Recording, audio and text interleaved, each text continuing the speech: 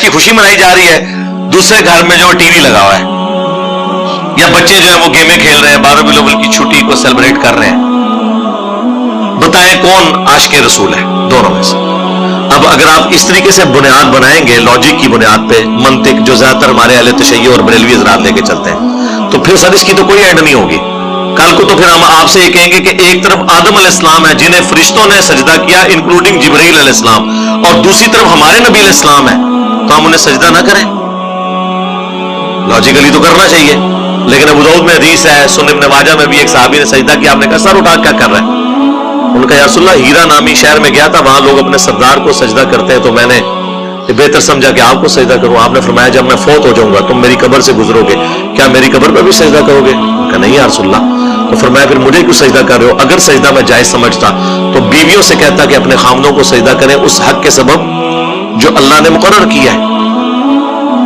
تو حضور نے تو نہیں یہ کہا کہ عشق دے چلے نمبر لے کے عقل والے اونجے ہی عمرہ گالیاں کہتے ہیں نا جی، عشق کے چلے نمبر، اور عشق دے چلے اتنے بھی میرے ہاتھوں مارے گئے، اگوں اللہ دے ہاتھوں مارے جان گے.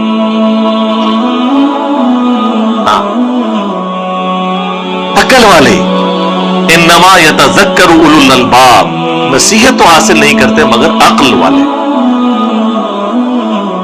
یہ آپ نے کون سا دین بنا لیا؟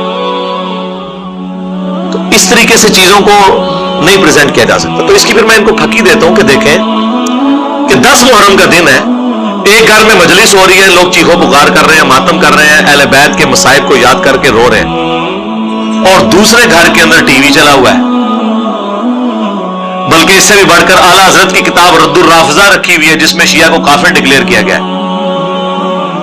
ایک طرف اہل بیت کے غم میں لوگ رو رہے ہیں، یہ شیعہ کا گھر ہے، یہ بریلویوں کا گھر ہے. اب بتاؤ کہ عاشق اہل بیت کون ہے؟ تو کہیں گے نہیں، عشق اہل بیت کا یہ تقاضا نہیں ہے کہ اس طرح کی بدعت کی جائے. تو سر عشق رسول کا بھی یہ تقاضا نہیں کہ اس طرح کی بدعت کی جائے. پھکی کے بغیر، اینٹی وینم الزامی جواب کے بغیر بات سمجھ نہیں آتی. خود تو آپ بھی یہی سب کچھ کر رہے ہیں. اہل بیت کی محبت بھی ہمارے ایمان کا حصہ ہے. صحیح مسلم کی حدیث، علی سے محبت نہیں رکھے گا مگر مؤمن، علی سے بغض نہیں رکھے گا مگر منافق. المستدرک للحاکم میں 2 حدیثیں ہیں. اگر کوئی شخص پوری زندگی مقام ابراہیم اور حجر اسود کے درمیان کعبے کے سامنے نمازیں پڑھتا رہے اور روزانہ روزہ بھی رکھتا رہے، لیکن اس حال میں اللہ کو ملے قیامت کے دن کہ اس کے دل میں ہم اہل بیت کا بغض ہوا، تو اللہ اسے ضرور دوزخ میں داخل کرے گا. اللہم لا تجعلنا منہم اللہم اجرنا من النار. تو آ جاؤ پھر تم بھی عشق رسول کا اظہار کرو اس طریقے سے، عشق اہل بیت کا اظہار کرو پھر اس طریقے سے، تو آپ کے لیے خود مصیبت کھڑی ہو جائے گی. انہیں جی یہ جو کچھ ہم کر رہے ہیں منع تو کہیں نہیں نا. سر منع تو بہت کچھ نہیں ہے. جب یہ کہہ دیا کہ جو صحیح مسلم کی حدیث کہ بدترین کام وہ ہے جو دین میں نہیں داخل کر دیے جائیں اور وہ بدعتیں ہیں اور بدعتیں گمراہیاں ہیں، تو منع تو ہو گیا. پھر بھی اگر آپ کو سمجھ رہا ہے تو ہم آپ کو پھر ایک مثال دیتے ہیں کہ عید کی اذان کہاں پر منع کی گئی ہے. وہ کہتے ہیں نہیں، بخاری مسلم میں حدیث ہے کہ نبی علیہ السلام عید کی اذان نہیں دیتے تھے. تو اس سے کیا فرق پڑتا ہے؟ منع تو نہیں نہ کی. اذان کو برا کام ہے. بخاری مسلم میں حدیث ہے اذان کی آواز سے شیطان جو ہے بھاگ جاتا ہے اور اس کی ہوا خارج ہو جاتی ہے. اور جن لوگوں نے صرف عید کی نماز پڑھنی ہوتی ہے تو عید کے دن تو اذان لازمی ہونی چاہیے، بلکہ 2 ہونی چاہیے. کہیں گے نہیں نبی علیہ السلام نے نہیں کیا. تو پھر ہم وہی سوال کریں گے کیا گناہ کا کام ہے؟ کہیں گے نہیں، ہے تو ثواب کا کام ہے لیکن نبی علیہ السلام نے تعلیم نہیں فرمایا. تو سر بس یہی ہمارا جواب آپ کی میلاد کی ایکٹیویٹیز کے بارے میں ہے. آپ نے میلاد منانا ہے، صحیح مسلم 2750 فیہ ولدت وفیہ انزل علیہ، اس دن میں پیدا ہوا اور اسی دن مجھ پر پہلی دفعہ وحی نازل ہوئی. آپ روزہ رکھ کر منڈے والے دن ہر ہفتے ہر ویک میں منڈے کا روزہ رکھ کر میلاد منائیں، جشن میلاد بھی منائیں اور جشن قرآن. اچھا میرے بھائیوں، ایک سوال اس حوالے سے یہ بھی ہوتا ہے کہ کیا ہم 12 ربیع الاول کو عید میلاد النبی صلی اللہ علیہ وآلہ وسلم کہہ سکتے ہیں؟ تو اس حوالے سے بھی میرا موقف ذرا ڈھیلا ہے. اگر کوئی شخص لغت کے معنوں میں اسے عید بول لے تو اس میں کوئی حرج والی بات نہیں. دیکھیں بخاری اور مسلم دونوں میں ایک حدیث ہے کہ ایک یہودی سیدنا عمر فاروق رضی اللہ تعالیٰ عنہ کے پاس آ کر کہتا ہے کہ آپ کی کتاب میں ایک آیت ایسی ہے کہ اگر ہم یہودیوں پر نازل ہوتی تو ہم اس دن کو عید کا دن بنا لیتے. تو آپ نے پوچھا کون سی ہے؟ تو اس نے کہا الیوم اکملت لکم دینکم واتممت علیکم نعمتی ورضیت لکم الاسلام دینا، یعنی آج کے دن ہم نے تمہارا دین تم پہ مکمل کیا اور اپنی نعمت تم پر تمام کر دی اور اسلام کو ایز اے ریلیجن تمہارے لیے پسند کیا. تو سیدنا عمر نے بڑا انٹلیکچوئل جواب دیا. انہوں نے فرمایا کہ ہمیں خوب معلوم ہے کہ یہ آیت کس موقع پر نازل ہوئی. اللہ کے محبوب صلی اللہ علیہ وآلہ وسلم میدان عرفات میں تھے اور وہ جمعے کا دن تھا. یعنی وہ کہنا یہ چاہ رہے تھے کہ چونکہ وہ جمعے کا دن تھا تو وہ پہلے ہی عید کا دن تھا، اور یوم عرفہ بھی تھا وہ بھی ہمارے لیے عید کا دن ہے. اب یہ انٹرپریٹیشن جو میں نے کی ہے یہ ابن عباس کے قول سے کی ہے، جو جامعہ ترمذی میں حدیث ہے. ایک یہودی نے آ کے ابن عباس سے جب یہی سوال کیا اسی انداز میں، تو انہوں نے فرمایا کہ اللہ تعالیٰ نے ہمیں اس دن پہلے ہی 2 عیدیں دی ہوئی تھی، ایک یوم عرفہ اور دوسرا جمعہ. تو ابن عباس کا یہ جو ترمذی میں قول ہے وہ یہ چیز ثابت کرتا ہے کہ یوم عرفہ بھی مسلمانوں کے لیے عید کا دن ہے اور جمعہ بھی. تو 52 جمعے تو سال میں ہوتے ہیں، تو 52 عیدیں تو یہ بھی بن گئی. لیکن اس پہ اجماع ہے کہ وہ 2 عیدیں عید الفطر اور عید الاضحیٰ، وہ اصطلاح جب بولا جائے گا تو وہی 2 عیدیں ہیں پوری دنیا کے مسلمانوں کے لیے. لیکن اگر آپ لغت کے معنوں میں عید کہتے ہیں بار بار لوٹ کے آنے والا دن، اس کانٹیکسٹ میں اگر آپ کرنا چاہیں تو وہ آپ جمعے کو بھی عید کہہ سکتے ہیں، یوم عرفہ کو بھی کہہ سکتے ہیں. بخاری اور مسلم میں آتا ہے کہ 10 محرم کے دن یہودی روزہ رکھتے تھے. تو نبی علیہ السلام نے جب پوچھا تو انہوں نے کہا کہ حضرت موسیٰ علیہ السلام کو نجات ملی تھی فرعون سے، تو اس خوشی میں ہم رکھتے ہیں. تو نبی علیہ السلام نے فرمایا کہ پھر تم بھی 10 محرم کا روزہ شکرانے کے طور پر رکھو.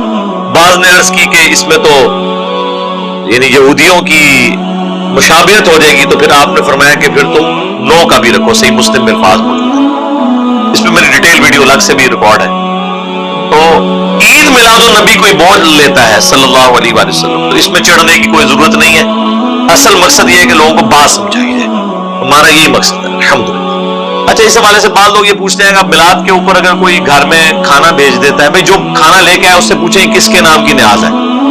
10 محرم کا کھانا ہو، 11ویں کا کھانا ہو یا میلاد کا کھانا ہو، جو لے کر آئے اس سے پوچھیں کس کے نام کا ہے. اگر وہ کہنا اللہ کے نام کا ہے تو لے لیں اور کھا لیں، کوئی مسئلہ نہیں.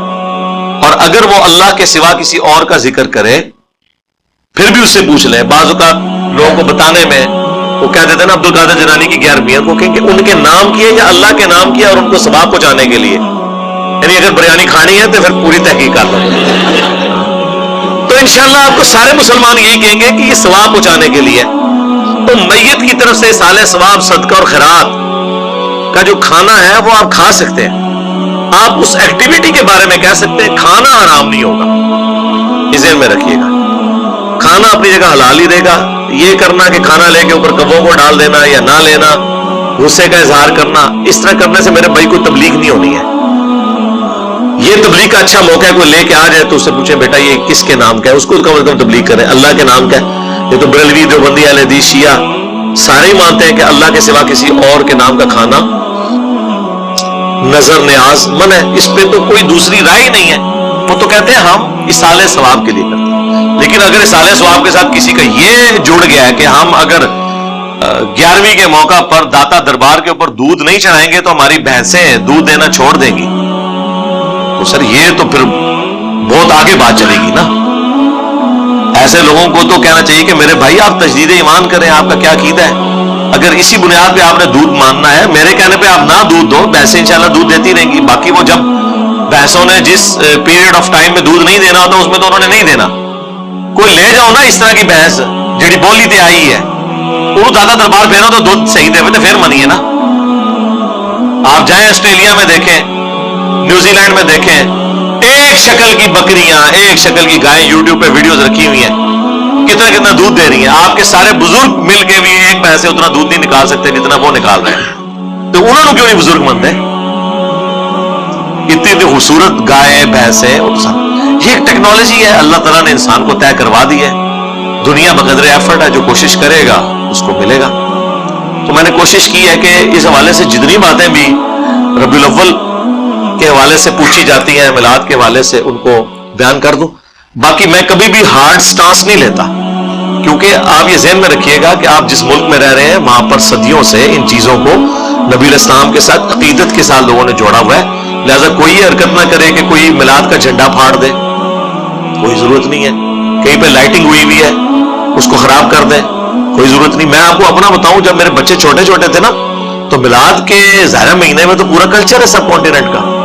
آپ کیا بچوں کو لائٹنگ کرنے سے، جھنڈیاں لگانے سے روک سکتے ہیں؟ مجھے بتائیں.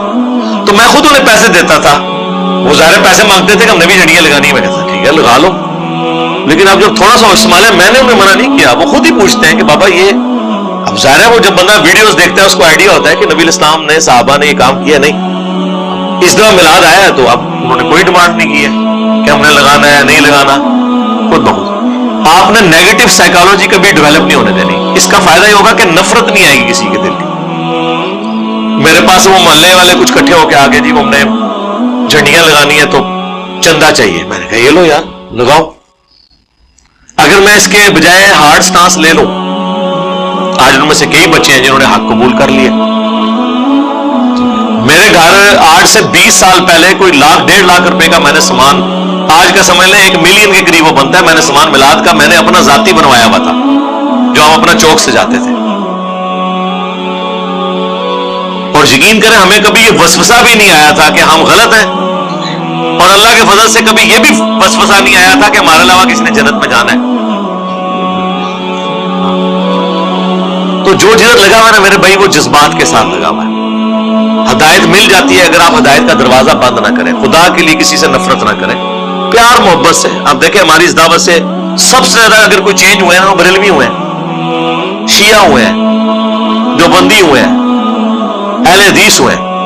بلکہ 2 فرقے تو موقع گئے ہیں، اہل حدیث اور شیعہ. کیونکہ اہل حدیث جو ہوتا تھا وہ بریلوی سے تحقیق کر کے ہوتا تھا.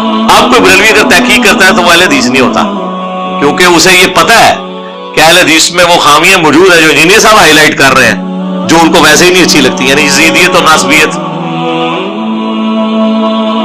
اسی طریقے سے اہل تشیع میں جتنے پڑھے لکھے لوگ تھے وہ پہلے ہی تنگ تھے کہ یہ صحابہ کرام پہ اعلانیہ سب و شتم کرنا اور عجیب قسم کی یہ ٹیبوز والی ایکٹیویٹیز کرنا، ٹھیک ہے، اپنے آپ کو زخمی کرنا اور پوری دنیا میں اسلام کی بدنامی کا باعث بننا. ٹھیک ہے، وہ ایک اہل تشیع عالم کو میں ٹی وی پہ سن رہا تھا، وہ کہتے ہیں کہ جب یہ ہمارے لوگ گستاخانہ کارٹونز کے اوپر اپنی املاک کو نقصان پہنچاتے ہیں، گاڑیاں توڑتے ہیں، موٹر بائک توڑ دیتے ہیں، مشینیں ATM کی توڑ دیتے ہیں، لوٹ لیتے ہیں، تو غیر مسلموں کو کیا امیج آتا ہوگا کہ اسلام تو امن کا دین ہے اور اس میں اس قسم کی بدامنی. تو میں نے کہا تھا سر جان کی مان پائے تو ہم بھی عرض کریں کہ جب آپ اپنے آپ کو چھریاں مارتے ہیں بجائے کسی یزیدی کو پکڑ کے چھری مارنے کے، وہ بھی نہ مارے، اسے علمی چھریاں مارے جو ہم نے ماری ہیں. آپ اپنے آپ کو چھریاں مارتے ہیں، آپ کوئلوں کے اوپر ماتم کرتے ہیں. اب آپ نے مٹکے توڑنے شروع کر دیے ہیں، اپنے علماء آپ کو کہہ رہے ہیں کہ یہ کیا حرکتیں کر رہے ہو. زنجیر زنی کرتے ہیں، گھوڑے کے نیچے سے گزرتے ہیں، جھولے نکالتے ہیں. تو کیا غیر مسلم اس وقت نہیں سوچتے ہوں گے کہ اسلام ان رسومات کا نام ہے؟ اس وقت اسلام کی بدنامی نہیں ہو رہی ہوتی؟ تو جو ڈاکٹرن آپ بنا رہے ہوتے ہیں ذرا اس کو دوسرے اعتبار سے دیکھیں کہ یار یہ کیا اسلام کی تعلیمات یہ ہیں؟ کیا اسلام اس چیز کا نام ہے کہ سال کے بعد ربیع الاول کے مہینے کے اندر لوگ نکل آئے باہر، سال کے بعد محرم کے مہینے کے اندر لوگ نکل آئے باہر، یا رمضان کے مہینے کے اندر نکل آئے باہر؟ اسلام تو ایک پورا ایک پیکیج ہے نا. اللہم من احییتہ منا فاحیہ علی الاسلام ومن توفیتہ منا فتوفہ علی الایمان. رضیت باللہ ربا وبالاسلام دینا وبمحمد نبیا ورسولا. آمین.